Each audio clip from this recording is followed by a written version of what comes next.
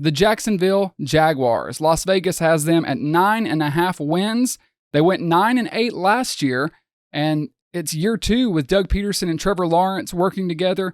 They put up a valiant effort against the Chiefs in the divisional game last season. Ryan, what are you expecting from the Jaguars this season, and do you think they're going over or under that 9.5 win total? Well, so I'll go ahead and answer the question first. I do have them over here, and I think most people probably would. I would be interested to know what you have them. I have them over as well. Okay, fair enough. So a couple things. One, a lot of this prediction that I have rides on Ridley and Lawrence's performance this year. Sure. Almost all of it, because what this team lacks on many different fronts is depth. Once you get past these 3 starting receivers, there's a lot of unproven talent that we just don't know about. Same as, some of the defensive spots, right? Once you get past these starting positions, we really don't know what's left. So I'm glad you brought that up, because one of my main notes when talking about the Jaguars is the secondary depth and depth overall. As you said, the offense, not as big of a concern with me, but you're right. They do not have a lot of depth. So a couple injuries and it derails the entire season for sure, particularly in the secondary. They're thin at secondary already. And if, you had an injury, that would just add to it. They're kind of hoping this defensive unit grows and ages and, turns into a good defensive unit together as a whole. But that's definitely a gamble in the NFL where anything can happen week to week. So great point on the depth. It was my number one note I wanted to bring up as a negative. I agree completely. Yeah, I'll take it a step further offensively. And if one of these, you got Calvin Ridley, Christian Kirk, and Zay Jones, one of those guys go down, let me remind you of the backups. Parker Washington, Jamal Agnew, and Tim Jones. Now, none of those names, to me, stick out as like, oh man, that's the next guy up. He can take this team and he can roll with it, and he can catch these, really tight window throws from Trevor Lawrence. If one of these guys go down, it's going to spell disaster for this team, and it could put them under. But I'm gonna ride on the fact that, hey, they stay healthy, they play smart football. Trevor Lawrence, especially on the second half of after the bye week last season, this team was on fire. And may I remind you that they were a couple of mistakes away from beating the Kansas City Chiefs. Just 2 mistakes. It was the interception and a fumble, if I remember correctly, in the fourth quarter. Yeah. The fumble was huge. The fumble was huge. The turning point. Now, granted, I think if Mahomes doesn't have the ankle injury, I don't think it's close, but still. Right. But nonetheless, on paper, we can say that the Jacksonville Jaguars were very close to beating the Kansas City Chiefs. Nobody was on the Jaguars earlier than me last season. No. Not a soul. Me this and isn't you a were shot on at in you. week 2. Not a shot at you. A shot of a lot of other people who kind of have these Jags on the back burner. And I'm telling you, man, this team is going to be really good. This offensive could be one of the top offenses in the AFC. They could even surpass a team like the Bills offensively. And I know you say, oh, Ron, you have a Bills posters over your right shoulder. I know I do. That could change to a Jacksonville poster later on in the season if Lawrence and Ridley prove to be good. One of the questions I had here on my notes to ask you is, do you think that Lawrence and Ridley finish the year better statistically than Allen and Diggs? I think that's a very interesting question. I wouldn't have thought of that. That's a great question.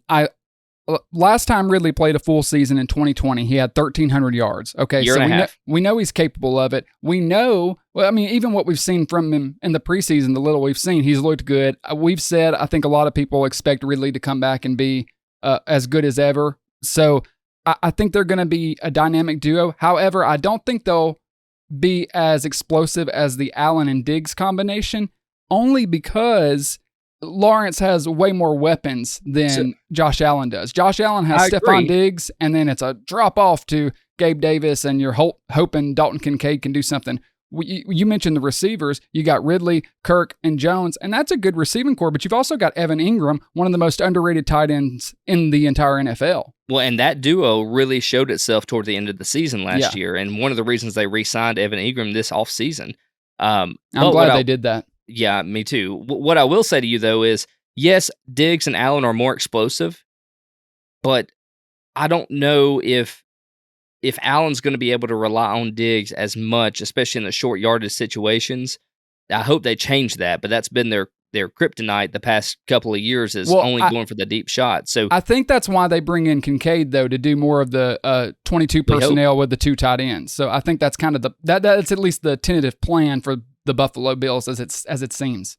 But I'm just saying, on paper, at the end of the season, do you think that there's more receptions from Ridley to Lawrence, or from Lawrence to Ridley than from Diggs to Allen to Diggs? No, I don't think so. I think because Trevor Lawrence will be spreading the ball around more than I expect Josh Allen and the Buffalo Bills to. I think it'll be closer than we think.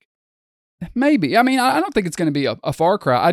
I'm a little worried about the Bills' offensive performance. We'll get there. But when we talk about things that can affect the Jaguars' performance, the offensive line is a really big issue. It's a big issue because last year, I wrote this down. Let's see. They only allowed 28 sacks last year. That's it. So they were a really good offensive line unit last year, but this year it's not shaping up to be the same. And because the Chiefs signed Jawan Taylor, gave him a big contract, that was one of their key pieces that they lose. I think they'll be okay because I think they're well coached. I think they have enough weapons. I think they'll be getting the ball out quick. But it goes back to the depth conversation. One injury, kind of like I mentioned with the Jets, one offensive line injury wrecks the season.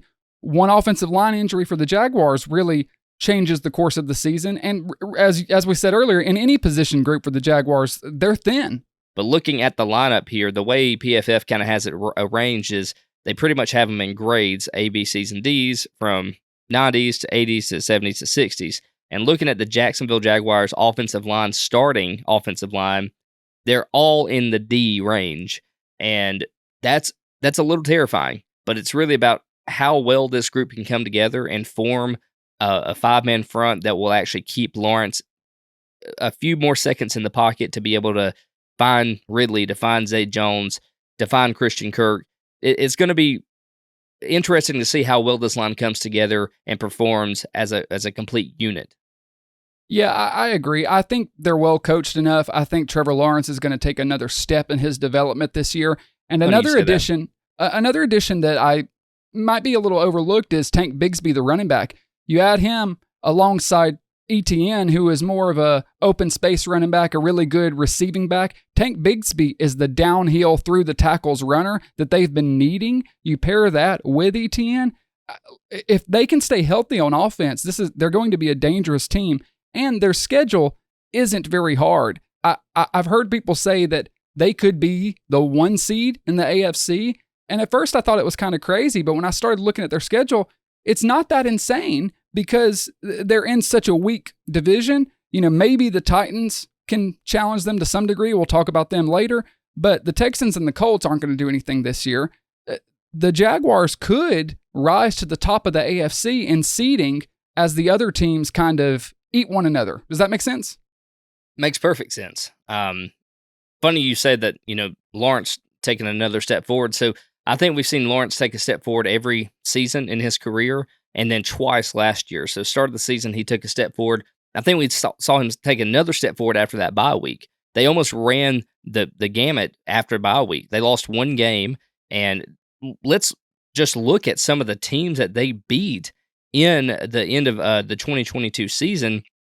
There were some names in there like the Ravens, the Cowboys, some really high-ranking teams that, you anticipated that possibly the Jacksonville Jaguars couldn't come out with a victory there, but they did. It was after that Denver game when they played Denver in London or whatever. After that, Trevor Lawrence, because there were a lot of questions around him, they had kind of taken a slump. After that game, he turned it on. The team had motivation, and they took it all the way to the playoffs. Yeah, well, they went from a 3-14 team to the second round of playoff team, and their offense and defense was both ranked in the top 12 last year.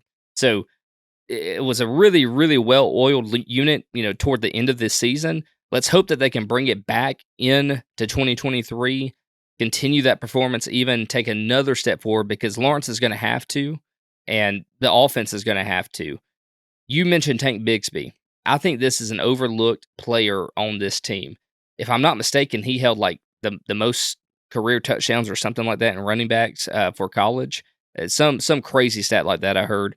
But I know college doesn't always translate to NFL. But I think Tank Bigsby is going to be one of those guys that you can rely on to get those touchdowns when you're in the red zone within the 5-yard line. I think that guy can run it down your throat, get through the tackles. He's slippery, he's elusive, and he's a powerhouse. So Yeah, he really he's got earns the up to size. his he earns up to his name Tank. That's for sure. That's right. And that with that combination is something Jacksonville's been missing. Last year they didn't really have that downhill runner. I really like Etienne. Yeah, I have him on one of my fantasy teams. I enjoy watching him play, but he's not that kind of runner. You pair him with Bigsby, it's going to be dangerous. And again, I know all the attention is on Calvin Ridley, as it should be, but that's just going to open up more opportunities for Evan Engram, who is one of my favorite players to watch. I think Engram is going to take a step up this year. The only thing that can stop the Jacksonville Jaguars are injuries and their lack of depth. Otherwise, I think they'll be fine, and they should cruise to, in my opinion, a division win.